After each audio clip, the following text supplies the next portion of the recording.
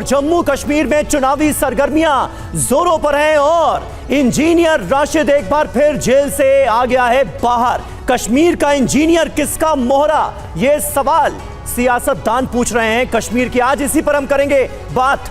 जम्मू कश्मीर में विधानसभा चुनाव में अब सिर्फ 6 दिन बचे हैं, लेकिन दिल्ली से घाटी तक सियासी हवा गरमाने लगी। अंतरिम जमानत मिलने के बाद सांसद इंजीनियर राशिद की रिहाई हो चुकी है। बारामूला के सांसद रशीद 2 अक्टूबर तक अंतरिम जमानत पर रहेंगे और चुनाव में प्रचार कर सकेंगे। ऐसे में रशीद की रिहाई उमर अब्दुल्ला और महबूबा मुफ्ती को वोटों के गणित में उलझा सकती है। दोनों ने रशीद की रिहाई पर सवाल उठा दिए। बिल्कुल, नेशनल कॉन्फ्रेंस और पीडीपी की बात की जाए, दोनों ने इंजीनियर रशीद को अंतरिम जमानत में चुनावी गेम उन्हें नजर आ रहा है, क्योंकि इंजीनियर रशीद वो नेता है जिन्होंने लोकसभा चुनाव में निर्दलीय उम्मीदवार के तौर पर बारामूला सीट से पूर्व सीएम उमर अब्दुल्ला को शिकस्त दी थी, वो भी 2 लाख वोट से भी ज्यादा के अंतर से। ऐसे में पीडीपी और नेशनल कॉन्फ्रेंस की अगर बात की जाए तो अंतरिम जमानत की टाइमिंग का हवाला देकर इंजीनियर रशीद को प्रॉक्सी तक बताया जा रहा है। जी हां, आइए तो सबसे पहले आपको बताते हैं कि इंजीनियर राशिद की रिहाई पर उमर अब्दुल्ला और महबूबा मुफ्ती कश्मीर के दोनों नेता क्या कह रहे हैं, ये जरा हम आपको बताते हैं। महबूबा मुफ्ती ने कहा वोट काटने के लिए जेल से रिहा करवाया गया इंजीनियर राशिद को। उमर अब्दुल्ला कह रहे हैं बीजेपी जमकर स्वागत करती नजर आ रही है इंजीनियर राशिद की रिहाई का। इसके अलावा देखिए महबूबा मुफ्ती का क्या बयान आया। वो जेल में थे, उम्मीदवार किसने खड़े किए, यह उनकी तरफ से सवाल किया गया। उमर अब्दुल्ला का बयान कहीं ना कहीं दाल में जरूर काला, प्रॉक्सी बताया जा रहा है, बीजेपी पर हमला बोला जा रहा है। जी हां, इंजीनियर रशीद को एजेंसियों से फंडिंग मिल रही है, ये बड़ा आरोप लगाया गया है महबूबा मुफ्ती की तरफ से। वहीं उमर अब्दुल्ला कह रहे हैं कि कुछ ना कुछ तो है, यानी कहीं ना कहीं प्रॉक्सी बताने की कोशिश की जा रही है, मोहरा बताने की कोशिश की जा रही है इन दोनों नेताओं की तरफ से इंजीनियर राशिद को। और उमर और महबूबा को इंजीनियर राशिद का जवाब, मैं किसी का प्रॉक्सी नहीं हूं, यह कहा इंजीनियर राशिद ने जेल से छूटने के बाद। मैं 5.5 साल जेल में रहा, वो लंदन में छिपे रहे। जनता ने पीडीपी एनसी को नकारा। इंजीनियर राशिद ने प्रेस कॉन्फ्रेंस की है अपनी रिहाई के बाद और उसमें ये बातें कही हैं। कहा मैं अपनी चेतना और अपने लोगों का एजेंट हूं, किसी पार्टी का नहीं। क्या बदलाव कश्मीर में होने जा रहा है विधानसभा चुनाव में आपकी मौजूदगी में? लेट द पीपल डिसाइड, लोग डिसाइड करेंगे। आप बाहर आए हैं, लेकिन आपके जो जम्मू कश्मीर में जो पॉलिटिकल लोग हैं, चाहे वो उमर अब्दुल्ला हो, महबूबा मुफ्ती हो, सीधे तौर पर ये कह रहे हैं कि आपके अपने चुनाव में लोकसभा में आपको कैंपेन करने के लिए बेल नहीं मिली, अब विधानसभा में मिला गया है। आपके आने से बीजेपी को मजबूती मिलेगी, क्योंकि एंटी बीजेपी वोट बटेंगे और बीजेपी उससे मजबूत होगी। तो आप उनसे पूछे उन्होंने बीजेपी को लाया है क्यों उधर। एक दूसरी बात यह है, I am following my conviction, I am fighting against BJP, वो तो उनके ही हैं, लिहाजा इसके ज़्यादा मैं कुछ नहीं कहूँगा। मैं इतना कह रहा हूँ, जो बंदा 5.5 साल तिहाड़ जेल में मर रहा है और वो लोग वहाँ पर मज़े ले रहे हैं, प्रॉक्सी मैं हूँ, ये आसमान को थूकने वाली बात है उनके लिए। शुक्रिया। लोकसभा, ये विधानसभा चुनाव जब आप लड़ने जा रहे हैं, तो आपको नहीं लगता कि आपके चुनाव लड़ने से जो एंटी बीजेपी वोट है वो डिवीजन होगा निश्चित तौर पर? उससे वो लोग जो बीजेपी से लड़ रहे हैं, आप भी बीजेपी से लड़ रहे हैं, उनका एक बात कह रहे हैं, वो बीजेपी से रिश्ता मिला के मुझे वापस जेल में भेजें ताकि उनका वोट मिले एनसी को। और देखिए इस बीच बड़ी खबर आपको बता दें और तस्वीरें भी आ रही। इंजीनियर रशीद श्रीनगर एयरपोर्ट पहुंचे हैं, ये जानकारी मिल रही है।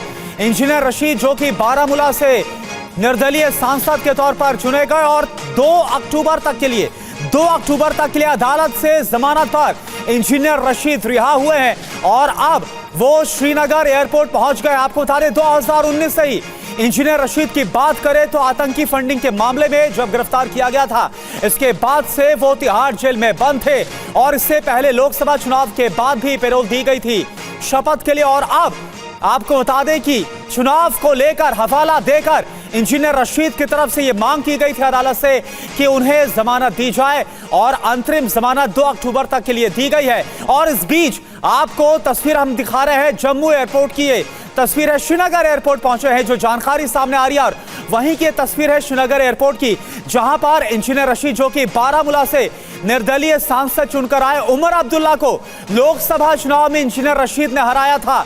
और अब इसी के बाद क्योंकि इंजीनियर रशीद एक बार फिर से चुनाव की के बीच प्रचार करते नजर आएंगे अपने उम्मीदवारों का, अवामी इत्तेहाद पार्टी के उम्मीदवारों का। इसको लेकर पीडीपी और नेशनल कॉन्फ्रेंस की तरफ से तमाम बयानबाजी।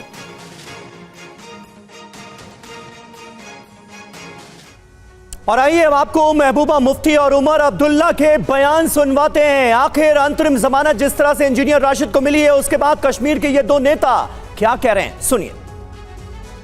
शक तो होता है क्योंकि अभी तक उनको रिलीज नहीं किया और इंजीनियर साहब न सिर्फ खुद जेल से इलेक्शन लड़े बल्कि उनको कैंडिडेट ढूंढने की भी जरूरत नहीं पड़ती। एजेंसीज खुद उनके कैंडिडेटों का इंतखाब करके उनको मैदान में खड़ा कर दिए वोट काटने के लिए। तो इतना पैसा कहाँ से आता है हमारे पास? तो हमारे कैंडिडेट्स के पास कोई, उनके पास इतना पैसा कहाँ से आता, गाड़ियाँ कहाँ से आती है? वो तो खुद जेल में थे, ये कैंडिडेट किसने खड़े किए? तो ये सोचने वाली बात है। जहाँ तक छूटने की बात है, मैं तो सिर्फ एक बात पे हैरान होता हूँ कि ये बीजेपी वाले एक ज़बान में कभी बात कर नहीं सकते।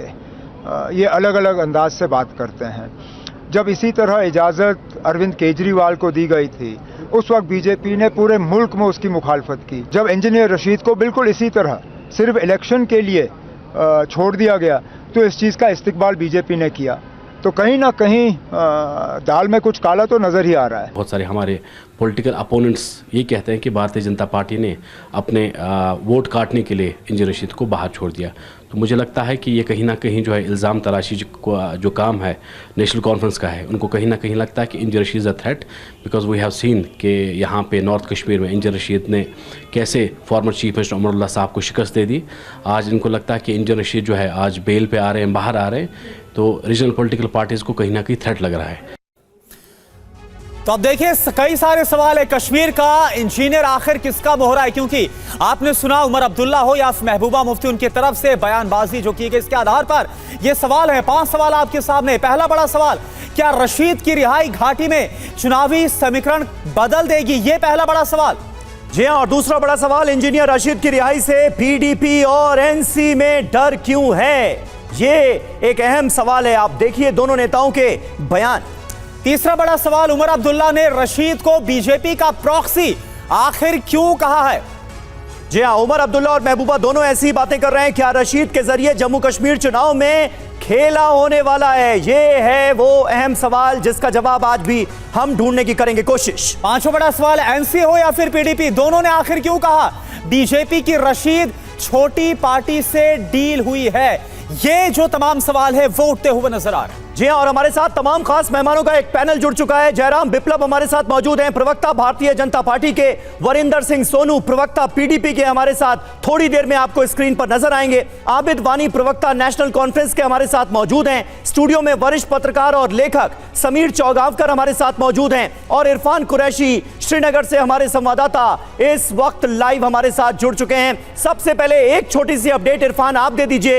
एक तो इंजीनियर राशिद की रिहाई, अंतरिम जमानत मिलना और उसके बाद जेल से छूटना, श्रीनगर पहुंचना, यह चुनावों में कितना असर डालने वाला है? श्रीनगर एयरपोर्ट पर अभी हम देख रहे थे भारी संख्या में इंजीनियर राशिद के समर्थक उनकी अगवानी के लिए पहुंचे हुए थे।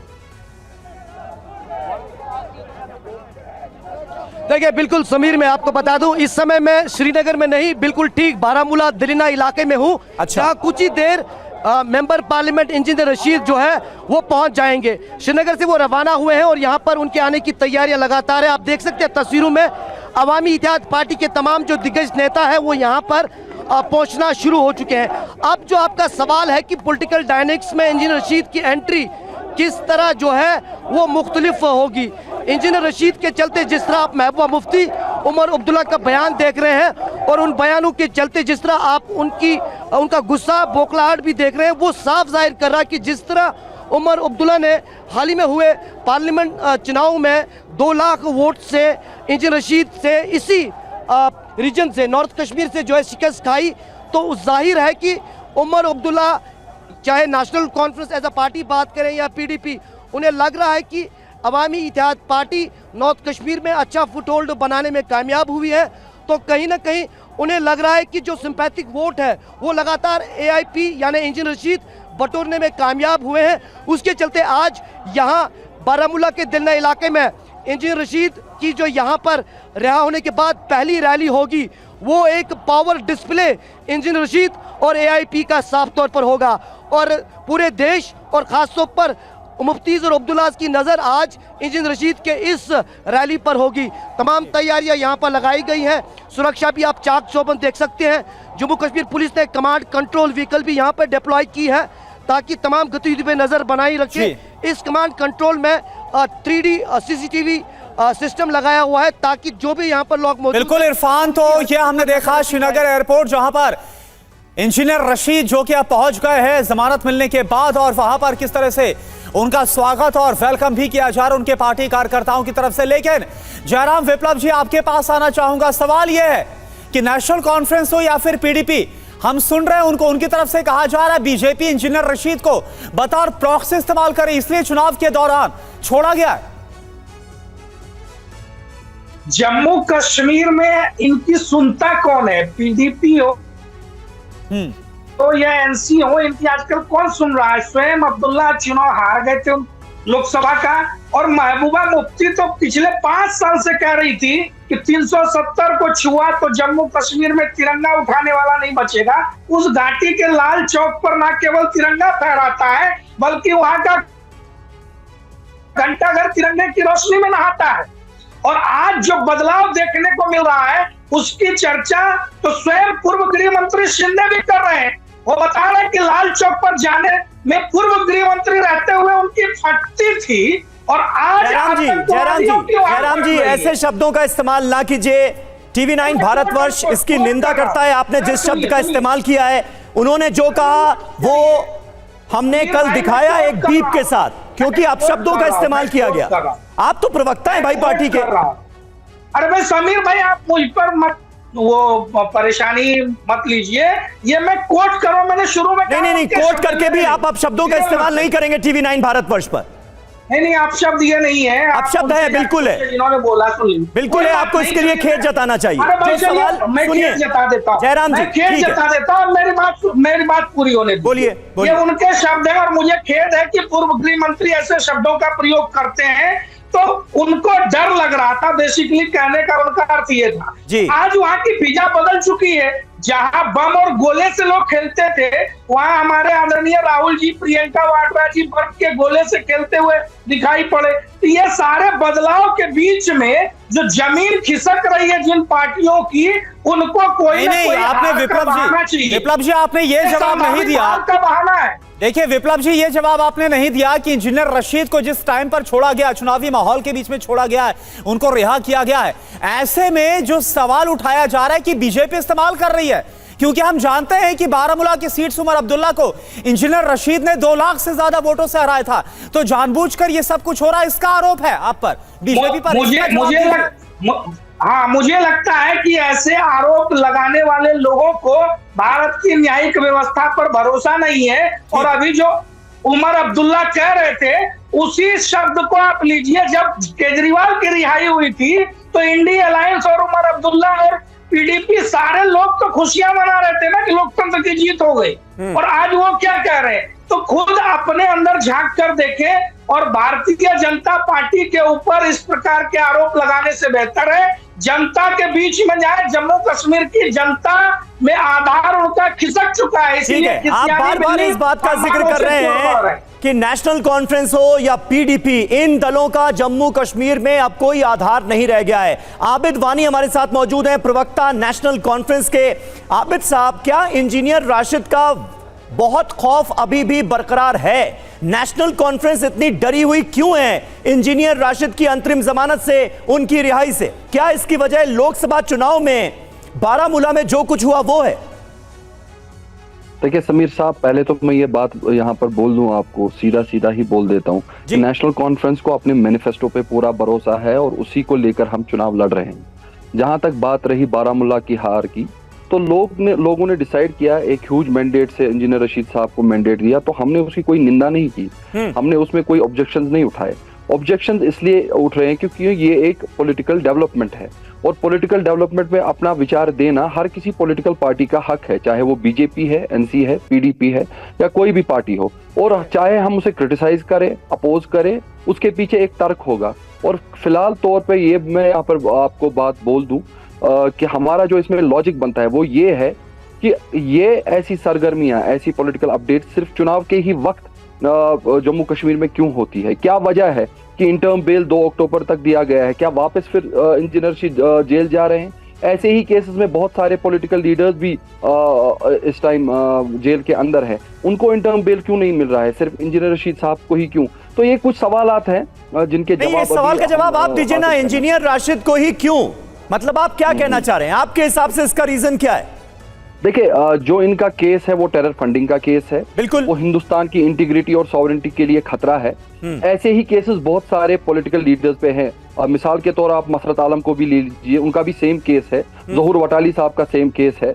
तो ऐसे ही बहुत सारे लीडर्स हैं जिनका ऐसा कुछ इसमें रहा है टेरर फंडिंग में। तो उनको अगर इंटर्म बेल नहीं मिल रहा है तो ऐसे इंटर्म बेल मिलना अपने आप में ही बहुत ही सवालिया निशान खड़ा कर देता है। लेकिन फिर भी नेशनल कॉन्फ्रेंस को कोई फर्क नहीं पड़ता, चाहे रशीद साहब जेल के अंदर हैं या जेल के बाहर हैं, उनको भी हक है जमहूरियत में।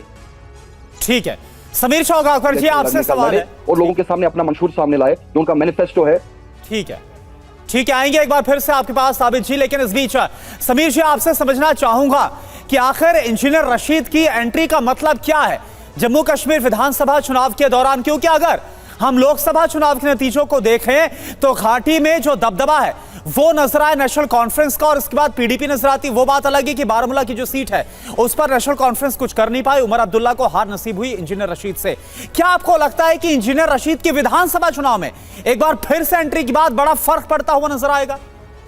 देखिए, अगर जम्मू कश्मीर की आप बात करेंगे ना, जम्मू में 43 सीटें हैं और कश्मीर से 47 सीट से।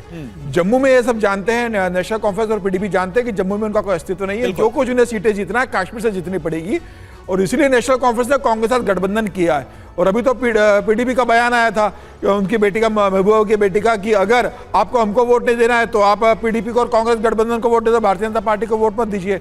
मुझे लग रहा है 47 सीटों की लड़ाई है, और जिस तरीके से राशिद इंजीनियर ने बारामूला में उमर अब्दुल्ला को हरा दिया था लोकसभा चुनाव, वहां से 15 विधानसभा सीटें आती है। और देखिए तो 15-15 करके 5 विधानसभा की 90 विधानसभा सीटें आती है जम्मू कश्मीर की। तो मुझे लग रहा है कि अगर बारामूला के जहां राशिद इंजीनियर ने हराया था, अगर वहां पर वो बहुत अच्छे से प्रचार करते हैं और 15 सीटों पे अगर नेशनल कॉन्फ्रेंस और कांग्रेस को हार होती वहां पर, और पीडीपी हारती है, और 15 में से अगर वो 7 से 8 सीटें जीत जाते हैं, तो मुझे लग रहा है कि बहुमत से दूर जाने की स्थिति आएगी। और ऐसी स्थिति में मुझे लगता है कि उनकी यह कोशिश होगी कि वो किंग मेकर बने, कि वो 10-12 सीटें जीते और ऐसी स्थिति उत्पन्न हो जाए कि उनके बिना वहां सरकार न बन पाए। मुझे लग रहा है राशिद इंजीनियर के आने से जो कांग्रेस और नेशनल कॉन्फ्रेंस को जो लग रहा था कि कश्मीर घाटी में वो अच्छा प्रदर्शन करेंगे, उन्हें चुनौती मिल गई है, और ऐसी स्थिति में उनके लिए एक बड़ा। समीर जी जो कहा जा रहा है इंजीनियर रशीद को लेकर, भाई बीजेपी पर हमलावर हो रहे हैं एनसी और पीडीपी, और प्रॉक्सी तक कहा जा रहा है, इस बात में कितना आपको दम नजर आ रहा है? नहीं, मुझे लगता है कि बीजेपी की प्रॉक्सी है, बीजेपी की बीटी में भाई सुप्रीम कोर्ट ने उनको जमानत दी है। भारतीय जनता पार्टी क्या ऐसे आतंकवादी जो टेरर फंडिंग में शामिल रहा है उसका समर्थन लेगी? मुझे ऐसा लग रहा है कि भारतीय जनता पार्टी का इससे कोई लेना देनी है, निराधार आरोप है। राशिद इंजीनियर को सुप्रीम कोर्ट से जमानत मिली, वो चुनाव लड़ रहे हैं। अब वहां पर वैसे भी भारतीय जनता पार्टी का कोई आधार नहीं है कि जिससे भारतीय जनता पार्टी को उसके आने से हार या जीत होगी। नुकसान जो होना है वो पीडीपी और कांग्रेस को होना है। कांग्रेस और पीडीपी मिलकर ये बताए कि क्या वो राशिद इंजीनियर से के जैसे व्यक्ति, और जो आर्टिकल 370 का जो उमर अब्दुल्ला बोल रहे हैं कि सत्ता में आने पे हम वापस लागू कर देंगे, तो क्या उसके साथ कांग्रेस समर्थित है क्या उस बात से? तो मुझे लग रहा है कि ये परेशानी कांग्रेस, नेशनल कॉन्फ्रेंस और पीडीपी के लिए, भारतीय जनता पार्टी का कोई निराधार नहीं है। भारतीय जनता पार्टी का वैसा भी अगर देखेंगे तो कश्मीर में कोई बहुत ज्यादा आधार नहीं है, क्योंकि लोकसभा चुनाव में। लेकिन एक बात जिसका जिक्र आपने भी किया समीर चौगावकर जी, जयराम विप्लव साहब, यही बात तो बीजेपी के फेवर में जाती हुई नजर आ रही है, और इसी बात को लेकर तो नेशनल कॉन्फ्रेंस और पीडीपी दोनों दल परेशान हैं कि भाई इंजीनियर राशिद अगर सामने आए, उनकी रैलियां शुरू हुई तो वोटों का बंटवारा होगा और फायदा आपको होगा, बीजेपी को होगा। इसीलिए तो कहा जा रहा है कि भाई बीजेपी का मोहरा है, बीजेपी के प्रॉक्सी हैं, इस सब के पीछे बीजेपी है। देखिए, एक बात तो स्पष्ट है कि इन्होंने अपनी हार मान ली है। इनको लग रहा है कि इनका आधार खिसक चुका है, इसलिए इस प्रकार की बातें कर रहे हैं, और वो लोकसभा चुनाव में प्रमाणित होता दिखाई भी पड़ा। आज सबसे बड़ा सवाल ये है कि एक तरफ अगर टेरर फंडिंग से जुड़ा एक व्यक्ति है, तो दूसरी तरफ वो पार्टी है जिसने वहां दशकों तक राज किया, और आज पुनः अपने मैनिफेस्टो में धारा 370 को फिर से वापस लाने की बात कह करके आतंकवाद और अलगाववाद को संरक्षण देने का काम कर रही है। और साथ ही साथ जम्मू कश्मीर के तमाम ओबीसी, एससी, एसटी, गुजर बकरवाल भाइयों के जो अधिकार धारा 370 को खत्म करने के बाद मिले, उस पर कुठाराघात करने की बात अरे कर भाई रही है। इसी आर्टिकल 370 को खत्म करने के खिलाफ बयानबाजी तो इंजीनियर राशिद भी कर रहे हैं। सुनिए, अरे सुन तो लीजिए इसी आर्टिकल 370 को खत्म किए जाने के फैसले पर सवाल इंजीनियर राशिद भी उठा रहे हैं। वो जो पीएम मोदी का न्यू आइडिया है उस पर भी सवाल उठा रहे हैं, लेकिन उस इंजीनियर राशिद के खिलाफ आप आज कुछ नहीं बोल रहे हैं, ये क्या वजह है? मैं यही तो कह रहा हूं। मैंने शुरुआत की, एक तरफ एक आतंकवादी टेरर फंडिंग से जुड़ा हुआ व्यक्ति है, दूसरी तरफ आतंकवादियों को संरक्षण देने वाले लोग हैं। इंजीनियर राशिद से लेकर के महबूबा मुफ्ती हो या एनसी हो, खास करके तो इंजीनियर राशिद की कश्मीर के चुनावों में मौजूदगी ये बीजेपी के लिए, आपके लिए फायदेमंद है ना जम्मू कश्मीर में, ये तो मानेंगे क्योंकि वोट बटेगा। हमारे लिए तो देश का आवाम जब तय करता है, देश की जनता तय करती है। हमारे लिए तो केजरीवाल की मौजूदगी भी फायदेमंद रही। दिल्ली में 7-0 से भारतीय जनता पार्टी चुनाव जीती। तो इस तरह की चीजों के आधार पर देश के न्यायालय और कानून व्यवस्था पर सवाल मत उठाइए। हम तो न्यायालय और कानून व्यवस्था का हर बात का सपोर्ट करते हैं, लेकिन एक लाइन कह दो समीर भाई, ना हम इंजीनियर राशिद के विचारों के साथ है, ना हम उमर अब्दुल्ला के विचारों के साथ है, और महबूबा मुफ्ती की भी मुखालफत करना नहीं छोड़ेंगे। चलिए, विचारों के साथ नहीं, आप महबूबा मुफ्ती के साथ मिलकर भी आपने सरकार बनाई है और उमर अब्दुल्ला के साथ मिलकर भी आपने सरकार बनाई है, लेकिन मुझे ये बताइए, एक लाइन में जवाब है, धारा 370 हटाई, कश्मीर को नया कश्मीर बनाने की दिशा में आगे बढ़ाया। ठीक है जयराम विप्लव जी, लेकिन ये तो मानेंगे कि इंजीनियर राशिद की मौजूदगी से नेशनल कॉन्फ्रेंस और पीडीपी के वोट बटेंगे। अब ये तो उनको तय करना है ना, उनका वोट। आप क्या सोचते हैं ये तो बताइए। वो उनका वोट बैंक एक है, तो वो आपस में तय करे कि बटेगा या नहीं बटेगा। लेकिन आखिरकार सवाल तो इस बात का है ना कि जिस नए कश्मीर को लेकर के प्रधानमंत्री आगे बढ़ रहे हैं, उस जम्मू कश्मीर की शांति को पुनः बर्बाद क्यों करना चाहते हैं धारा 370 वापसी की बात करके? कौन लोग हैं, कौन सी पार्टियां हैं, और खास करके कांग्रेस पार्टी जो एक राष्ट्रीय पार्टी है, वो वापस वो गलती दोहराने जा रही है जिसको लम्हों ने खता की और सदियों ने सजा पाई। नेहरू जी की गलती को वापस राहुल गांधी क्यों दोहराना चाहते हैं? चलिए ठीक है, 370 वापस नहीं होगा, वो इतिहास बन चुका है, ये देश के गृह मंत्री कह चुके हैं। ठीक है। और इस बीच आप ये भी सुन लेते विप्लव जी कि इंजीनियर रशीद जब श्रीनगर पहुंचे तो पहुंचने के बाद मीडिया से क्या बातचीत की, ये सुना देते हैं एक बार दर्शकों को। मैं कश्मीर और कश्मीरियों को सिर्फ एक पैगाम देना चाहता हूं कि हम बिल्कुल कमज़ोर नहीं हैं। कश्मीर के लोगों की जीत होगी। जम्मू कश्मीर के लोग सच्चाई पर हैं और मोदी जी ने, नरेंद्र मोदी ने 5 अगस्त 2019 को जो भी फैसले लिए वो हमें हरगिज़ मंजूर नहीं है। उसके लिए चाहे इंजीनियर रशीद को तिहाड़ भेजो या आप उससे भी कहीं आगे भेजो, चाहे जो मर्जी है वो कर लो, जीत हमारी होगी। और देखिए इरफान का रुख करते हैं। इरफान, लोकसभा चुनाव के बाद एक बार फिर से इंजीनियर रशीद क्या विधानसभा चुनाव में एंट्री हो रही है, और हमने देखा कि उस दौरान क्या परिणाम निकलकर सामने आए थे, क्या होता हुआ अब आप देख रहे हैं। क्या वाकई में जो फिजा है, चुनावी फिजा, जो माहौल है, उसमें एक बड़ा बदलाव होगा, एक बड़ी चुनौती पीडीपी और नेशनल कॉन्फ्रेंस के लिए खड़ी होगी वहां पर?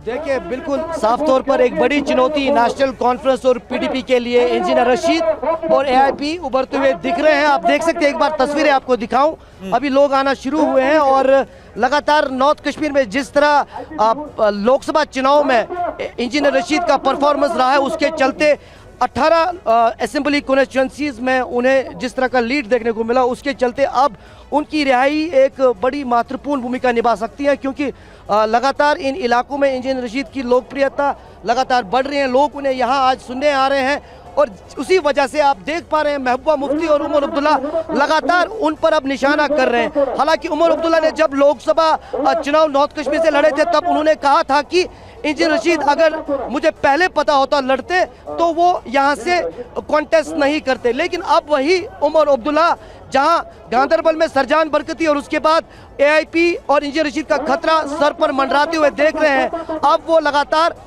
उन पर निशाना साध रहे हैं। वही महबूबा मुफ्ती भी लगातार अब इन्हें प्रॉक्सी कह रही हैं बीजेपी की। तो लगातार 200 से ज्यादा निर्दलीय कैंडिडेट्स इस चुनाव में देखने को मिल रहे हैं। एआईपी देखने को मिल रही है, जमात इस्लामिया देखने को मिल रहा है। बिल्कुल इरफान, बने रहे आप हमारे साथ। आबिद वानी भी मौजूद हैं। आबिद, जिन समीकरणों का, जिन इक्वेशंस का जिक्र हमारे सहयोगी इरफान कुरैशी इस वक्त ग्राउंड से कर रहे हैं, वो ये साफ तौर पर बता रहे हैं कि नुकसान तो है नेशनल कॉन्फ्रेंस का भी और पीडीपी का भी, वोटों का बंटवारा हो सकता है। क्या यही नेशनल कॉन्फ्रेंस के लिए भी चिंता का एक बहुत बड़ा सबब है?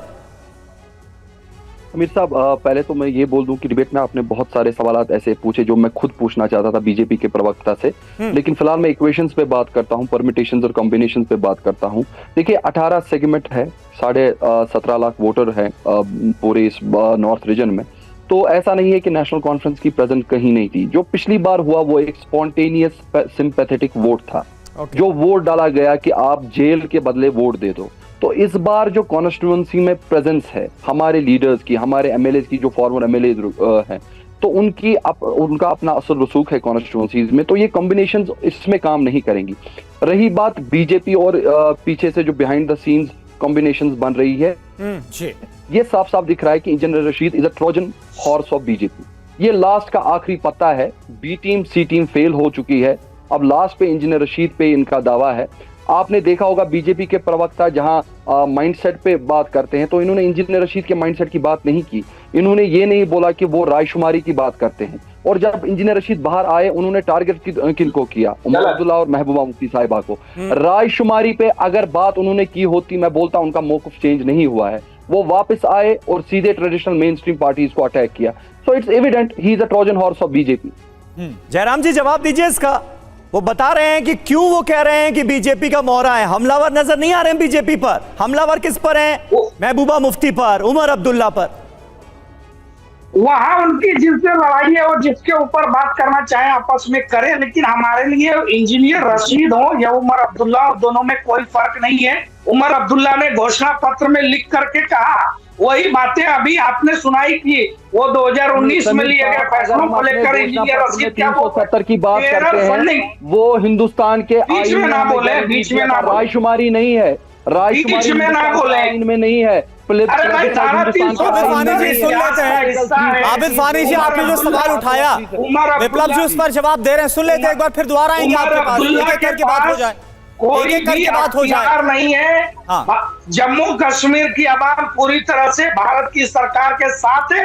ये पिछले 5 वर्षों में दिखाई पड़ा है और आने वाले समय में भी ये इतिहास का ही हिस्सा रहेगा। सपना देखने वालों के सपने टूट जाएंगे, जैसे महबूबा मुफ्ती के टूटे, जो कहती थी तिरंगा उठाने वाला नहीं बचेगा, उनको लाल चौक चीख चीख कर सपनों में डराता है। और इंजीनियर रशीद हो या उमर अब्दुल्ला हो, ये सब के सब जो धारा 370 की वापसी की वकालत करते हैं, जो टेरर फंडिंग से जुड़े लोग हैं, जो टेरर को बढ़ावा देना चाहते हैं, जो जम्मू कश्मीर को लूटने में शामिल है, जो जम्मू कश्मीर की शांति व्यवस्था को भंग करना चाहते हैं, ऐसे तमाम पार्टियों, तमाम नेताओं के खिलाफ भारतीय जनता पार्टी जनसंघ काल से संघर्ष कर रही है। और उस संघर्ष में इस बार जनता हमारा साथ दे रही है और जनता के आशीर्वाद। जयराम जी, आपने बोला कि जिस तरह से टेरर फंडिंग हो, आतंकवाद हो, ये एक बड़ा मसला, इसका लगातार विरोध और इसके खिलाफ कार्रवाई होगी। इंजीनियर रशीद की बात की जाए तो उन पर तो आतंकी फंडिंग का ही मामला है। यूएपीए के तहत गिरफ्तारी हुई, तिहाड़ जेल में 2019 से बंद थे, अब जमानत पर, अंतरिम जमानत पर रिहा किया गया। क्या आप इसका विरोध करते हैं? क्या आप इसका विरोध करते हैं? हमने ही इन टेरर फंडिंग वालों पर पहली बार नहीं, इंजीनियर रशीद को जिस तरह से अंतरिम जमानत मिली है, क्या आप इसका विरोध करते हैं? आप इसका विरोध करते हैं? बिल्कुल नहीं मिलना चाहिए, ऐसे किसी व्यक्ति को नहीं मिलना चाहिए। लेकिन अगर ये फैसला लिया है तो हम न्यायपालिका के हर फैसले का सम्मान करते हैं। और चुनाव में जनता के बीच में भारतीय जनता पार्टी जाकर के वहां भी। ठीक है, समीर चौगावकर जी हमारे साथ मौजूद हैं, वरिष्ठ पत्रकार। समीर जी, आर्टिकल 370 हटाए जाने के बाद पहला विधानसभा चुनाव, ये बहुत बड़ा मौका है जम्मू कश्मीर के आवाम के लिए भी।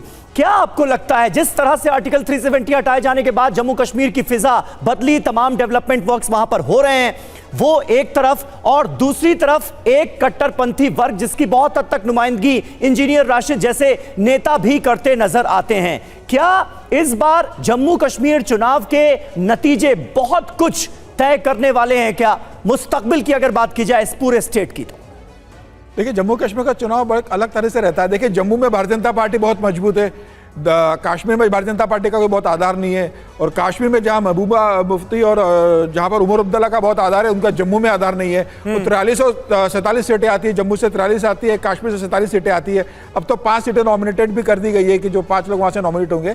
मुझे लग रहा है इस बार किसी को पूर्ण बहुमत नहीं मिलेगा। भारतीय जनता पार्टी पूरी कोशिश करेगी कि जम्मू की 43 सीटों में से कम वो 38 या 40 सीटें जीते, जिससे सरकार बनाने के करीब हो जाए, और ऐसे निर्दलीय लोग जो राष्ट्रवादी हो, जो भारतीय जनता पार्टी को समर्थन दे, उनके साथ भारतीय जनता पार्टी अपना मुख्यमंत्री दे सके। लेकिन वहीं कांग्रेस और पीडीपी की कोशिश है कि 47 सीटें जो कश्मीर सीजन से आती है वहां पर भी वो गठबंधन 40 सीटें जीते और जम्मू में कुछ सीटें जीतकर सरकार बनाने की कोशिश करे। मुझे लग रहा है इस बार न भारतीय जनता पार्टी को पूर्ण बहुमत मिलेगा, न कांग्रेस पीडीपी को मिलेगा। आखिरकार निर्दलीय लोग और छोटे दलों की बड़ी भूमिका रहने वाली है, वो किसके साथ जाएंगे। ठीक है, आबिद वानी जी सवाल का जवाब दीजिए, क्या आपके अंदर नेशनल कॉन्फ्रेंस हो, क्योंकि आप नेशनल कॉन्फ्रेंस है, लेकिन बयान पीडीपी का भी आया सामने, क्या आप लोगों के अंदर वाकई में खौफ है?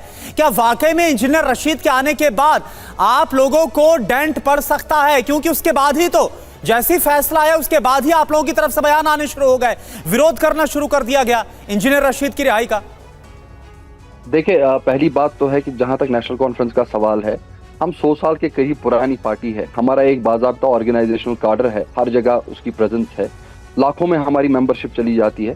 लेकिन जो आप इंजीनियर रशीद साहब की जो ये हवा देख रहे हैं, वो एक स्पॉन्टेनियस सिंपैथेटिक वेव था जो उस टाइम जेल के खिलाफ उनको वोट पड़ा, 2 बच्चे अपने बाप को जेल से बाहर निकालने के लिए लगे थे और एक सिंपैथेटिक वेव के साथ वो चले गए। उसमें भी करीबन 2,68,000 वोट नेशनल कॉन्फ्रेंस को पड़े। तो हम ये नहीं समझते कि हमारा, आप ये ना समझे कि हम किसी खौफ में जी रहे हैं। इंजीनियर रशीद साहब की पार्टी अभी शुरू हुई है। ठीक है, खौफ से आप इनकार कर रहे हैं। आबिद, थोड़ा सा वक्त हमारे पास कम है, इसलिए जल्दी से मैं आपसे ये सवाल जरूर लेना चाहूंगा। आर्टिकल 370 को दोबारा वापस लाएंगे? आपने मैनिफेस्टो में जिक्र कर दिया, कैसे लाएंगे ये तो बताया नहीं आपने। सरकार तो एनडीए की है और वो वही सरकार है जिसने आर्टिकल 370 को हटाने का काम किया। आपकी ये जो डिमांड है या ये जो वादा आपने जनता से किया है कश्मीर की, इससे तो इत्तेफाक आपकी सहयोगी कांग्रेस पार्टी भी नहीं रखती, या उसको मना लिया आपने? देखिए बहुत अच्छा सवाल किया आपने। देखिए जो हमारा मैनिफेस्टो है वो हमारा काम है, हम कैसे उसे आगे बढ़ाएंगे। जहां तक कांग्रेस के साथ हमारा अलायंस है वो सिर्फ सीट शेयरिंग की बुनियाद पे नहीं है, वो एक आइडियोलॉजिकल सिनर्जी पे हुआ है। वो एक सेक्युलर शैली में पार्टी आती है, इसीलिए हमने उनके साथ अलायंस किया हुआ है। जहां तक आर्टिकल 370 की रेस्टोरेशन की बात है, हमारी पार्टी का तो मैनिफेस्टो ही है to restore the internal autonomy, and when internal autonomy is the question, there is no point in debating article 370 because article 370 is itself a part of internal autonomy। तो वो हमारे मैनिफेस्टो में, party के manifesto पहले से था। अब जब 80 साल लगे हैं बीजेपी को नल एंड वॉइड करने के लिए, हमें 10-15 साल दे दीजिए, हम ला लेंगे, चाहे वो कोर्ट के जरिए हो या पॉलिटिकल फाइट हो, हम करेंगे। आपकी बात पर कुछ ऐड करना चाह रहे हैं समीर जी? देखिए जम्मू कश्मीर को तो पूर्ण राज्य का दर्जा भी नहीं है, वहां पर एलजी सबसे मजबूत है, वहां पर सारे पावर एलजी को। आप तो कोई प्रस्ताव पास भी कर दोगे तो एलजी के पास से पास वो होगा नहीं। और जहां तक आप कोर्ट की बात कर रहे हो, सुप्रीम कोर्ट तो खुद मोहर लगा चुका है आर्टिकल 370 पे। बिल्कुल, सुप्रीम कोर्ट 370 पे मोहर लगा चुका है। आप कोर्ट में किस आधार पे जाएंगे? आप जल्दी से जवाब। आबिद समीर साहब देखिए, पहली बात, what was missing in the article 370 judgment? It was the will of the people. और ये असेंबली सिर्फ उसके लिए बनाई गई है, इसलिए हम वोट मांग रहे हैं ताकि जो एक्सप्रेशन है the will of the people which is an imperative part of this decision, वो मिसिंग था और उस पर हम रेजोल्यूशन पास करेंगे। वो पास हो ना हो, बट हम सुप्रीम कोर्ट वो सिफारिश लेके जाएंगे कि यहाँ की जनता ने जिस हुकूमत को चुना, जिस गवर्नमेंट को चुना, उन्होंने ये पूरा मेजॉरिटी से पास किया है अपनी government. That's why we are seeking votes on article 370 to have the imperative will of the people in the assembly. ठीक है, चलिए ये आपका पॉइंट है। जयराम जी, वक्त हमारे पास इतना ही था, इसलिए डिबेट को यहीं पर खत्म करना होगा। स्वीकार कर लिया, हाँ, इन्होंने स्वीकार कर लिया कि अगर असेंबली में पास नहीं भी होगा, यानी ये मान रहे कि इनकी बहुमत नहीं आने जा रही है, ठीक है, ठीक है, चलिए बहुत बहुत शुक्रिया। मुझे लगता है कि इस पर अभी और चर्चा हो सकती है, लेकिन वक्त हमारे पास इतना ही था।